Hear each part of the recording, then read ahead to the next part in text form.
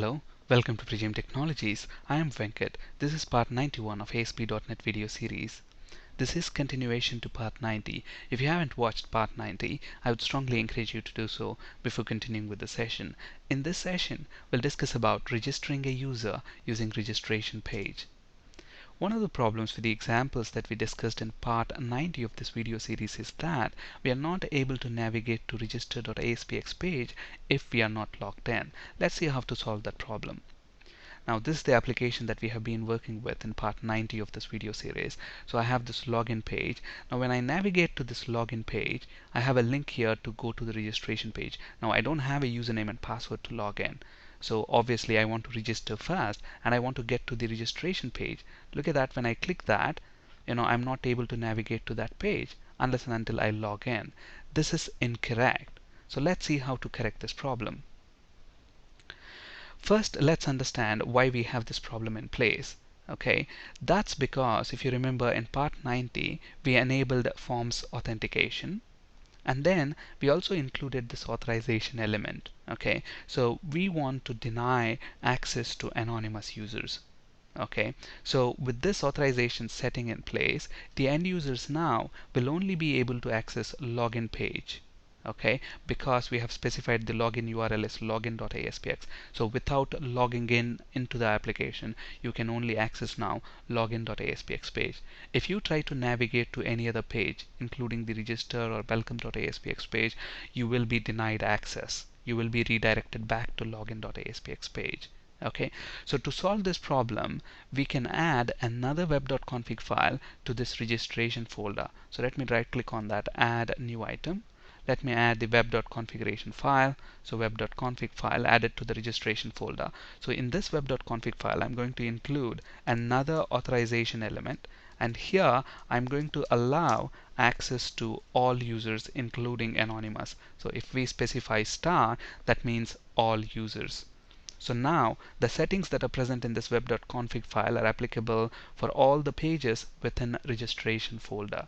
So a user can get to register.aspx page without even logging in. So let's run the application with the setting in place and see if that has worked. So I am on the login page, press Ctrl F5 and I can click on that link and navigate to register.aspx page. Look at that, now I am able to get to the registration page. Okay, now obviously this registration page, it's a very simple page here. You have username, password, confirm password. All these are static text and text boxes to provide those details. And when I click register button, we need to harvest these values, send them to SQL Server, and we should store them in a database table. Okay, and on this web form, I also have some validation controls. I have used some validation controls and validation summary controls. So the user will not be able to submit the web form unless and until they provide these details. Now if you're new to validation controls, because we are not going to discuss about validation controls now, we have discussed about them in the previous sessions of this video series, so please check those video sessions first. So let's go to register page. So if you look at the register page, very simple HTML, those are the validation controls. So if you look at them, there are a lot of validation controls here. And then obviously when I click this button, that's when we want to retrieve those details and save them to the database. So first we need to create the database table. So let's flip to SQL Server Management Studio. So I want to create this TBL user table. So if you look at the table, create table TBL users, and we're going to have 4 columns here: ID, username, password, and email. So ID is of type integer. That's an identity column and a primary key also for our table. And username, password, and email are of type NVARCHar. Now we have discussed about what is an identity column and how to create identity column and how to create tables and stored procedures in the SQL Server video series. If you haven't watched that video series, I would strongly encourage you to watch them as well. Okay, so let's go ahead and create this table. Let's refresh the tables folder and we will have the table there. Now at the moment we don't have any rows in the table, so we have all these 4 columns. Now obviously we need a stored procedure as well, which will add this user to the table. And to do that, I have another stored procedure here, sp register user. And if you look at this stored procedure, it's taking in 3 parameters. So obviously those 3 parameters are going to provide the values for username, password, and email columns. Now we don't have to supply the value for ID column because that is the identity column. The values of identity column are automatically computed on the fly when the row is inserted. Okay, so we have these input parameters to the stored procedure, and this is the body. Within the body, we have two variables. One variable, I mean, both of them are of type integer. One is called the count, and the other one is return code. You will understand in a bit what those variables are for. So first, what we are doing, so when we pass in a username, password, and email to add to the database, now remember, usernames cannot be duplicated. So if a user registers with a username Venkat, he should not be allowed to register again with the same username. So usernames have to be unique. So how do we enforce that uniqueness? We are finding, so if I get a username to be added to the table, what am I doing here? I'm writing a select query, select at count. So into this variable, I'm selecting the count of usernames where username is equal to at username. Whatever username we pass in, we compare against that. If there are, let's say one username already with that name, I will get that into this variable at count. Okay, so if that at count is greater than 0, then definitely we know that the username exists in the table.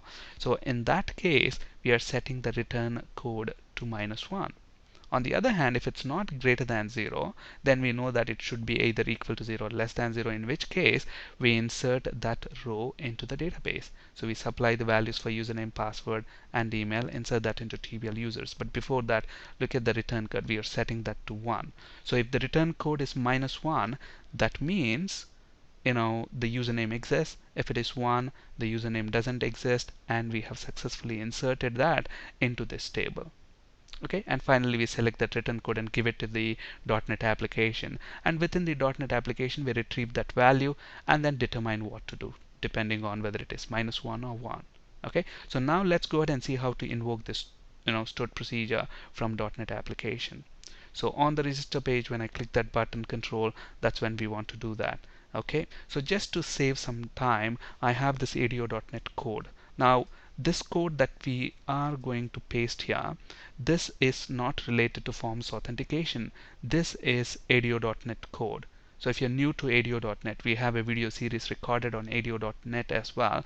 I will have all the links for the other videos within the description of this video, so please check them if you haven't watched them. Okay, so first let's solve these compilation errors that we see here, the syntax, the compilation errors.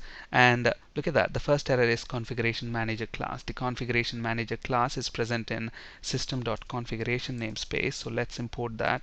So system.configuration, so that should solve that error. And then SQL connection, SQL command, these classes are present in system.data.SQL client namespace, and that should solve the rest of the compilation errors. Okay, and command type is actually present in system.data namespace, so let's import that as well. Okay, so that should have solved all these errors. Now what we are doing here, now the first line is interesting here, if page.isValid.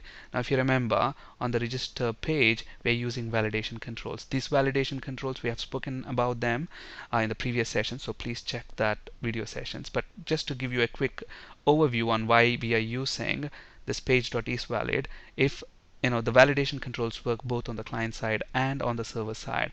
Clients can disable JavaScript, in which case client side validation will be disabled, and we want to do validation on the server side, and validation controls does that automatically. Now if the client has disabled validation on the client side, and if some of the validation controls has failed validation, then this page.isValid property will return false. So if it returns false, we don't want to do anything. So this block of code will not be executed. Instead, the validation error messages will be displayed to the end user. Okay, so we want to do this only if page is valid. So what are we doing here? Obviously we are retrieving the connection string from web.config file. So if you look at the web.config file, in the root directory I have a connection string with name dbcs. So I'm pointing to my local server sample database. That's the user ID and that's the password. Okay, so we are retrieving the connection string and we are creating the connection object, and the command type is spregister user, and we are specifying the command type is stored procedure, and we are creating three SQL parameter objects. Okay, and then we are associating those parameter objects with the command object using the parameters collection. Open the connection, execute the command. Now we are using execute scalar because if you look at the stored procedure, it's selecting a single value. So that's why we are using execute scalar. And then execute scalar returns an object type, but we know that we are going to get an integer back. So I'm typecasting that to be of type integer, storing it in this variable. And look at that, I'm comparing. If return code is -1, that means username is already in use. We have to choose another username. On the other hand, otherwise, we redirect the user to the login page. So on the login page, he can enter his newly created username and password and then log in. Okay, so it's such a simple code there. Okay, so let me go ahead and run this application as it stands right now. Control F5. So now I don't have a username and password, so I should be able to click on this register link, get to the register page, provide the username. So let's say test. Test is the password, test is the password, test@test.com is the email, and I click register button. Okay, could not find stored procedure sp register user. That's because we haven't created the stored procedure yet. So let's go ahead and create that. So press F5. Now let's go back. So test is the password, confirm password is test, click register. Look at that. It redirected me back to the login page, which means it has already added that test user. So let's quickly check if the test user is added. F5, look at that, username is test, password is test, and email is test. Okay, that's fine. Let's try to add another user with the same username. So I'm going to add test. Okay, I'm going to supply the same username again. Let me click register. Look at that, username already in use. Please choose another username. So everything is working fine, everything is good, but there's one issue here. If you look at the way we are storing passwords here, we are storing them in plain text. Now in reality, in real time, you shouldn't be storing passwords in plain text. That's because of several legislation rules as well as the organization standards. Even the administrator of the application shouldn't be knowing the passwords of the other users. Okay, so we want to encrypt and store passwords. So how do we encrypt them? To encrypt, it's very easy. So within the registration page, now .NET Framework has provided a method called hash password for storing in config file. That's the name of the method, and that method is present in forms authentication class. So forms authentication is already obviously present in system.web.security namespace. So let me go ahead and import that. And then what I want to do, if you look at this code here, we are passing in the value for the password parameter at this line. So and I'm passing that directly by retrieving it from the password text box. Instead of that, retrieve that value, encrypt that, and then pass the encrypted value to this parameter. So how do I encrypt the password? To encrypt the password, so let's create a variable first. So encrypted password is equal to, I'm going to use the forms authentication class. So forms authentication dot, there is a method called hash password for storing in config file, and look at the return type of this method. This method takes in two parameters: the password that we want to encrypt and what is the algorithm that we want to use. Do we want to use SHA-1 encryption algorithm or MD5? Which encryption algorithm? Okay, so where is the password present? The password is present in txt password text box. So I'm going to retrieve that, and then I also need to specify the password format. So I'm going to use SHA-1. Okay, so that's going to encrypt the password using that algorithm, and return that, and we are storing that in this variable, and I'm going to use that and pass it to this parameter as a value. Okay, so with this change, let's go ahead and run this. So I'm on the login page. So click here to register. So I get to the register page. So let's give another username, test1. That's the password, confirm password, and let's say test@test.com, register. So I'm redirected. Now let's go back to the table. look at that, the password is now encrypted. It's not present in plain text format. Okay, so far in this video we have discussed how to register the user. Okay, in the next video session we'll discuss about authenticating with the credentials that we have just stored. Now at the moment, if you look at that, I'll not be able to log in using test or test1 because at the moment we haven't implemented. In the previous session we actually discussed how to authenticate using the usernames and passwords that we have stored in the web.config file. But in reality we don't really store usernames and passwords in web.config file. We store them in the database like this, and we want to be validating against this list that's present in the database instead of using the list that I have in web.config file. We'll discuss about that in the next video session.